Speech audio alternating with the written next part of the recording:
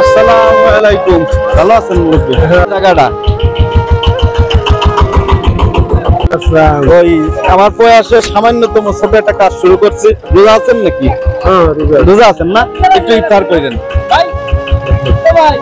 আমরা ওই content blog করি, এই ছোট কাজ করছে। আগামীতে দোয়া রাখবেন জন্য এসছে আরো ভালো কাজ করার তৌফিক দেন আল্লাহ।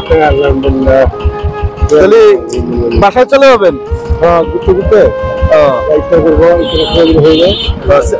ছেলে মেয়ে আছে?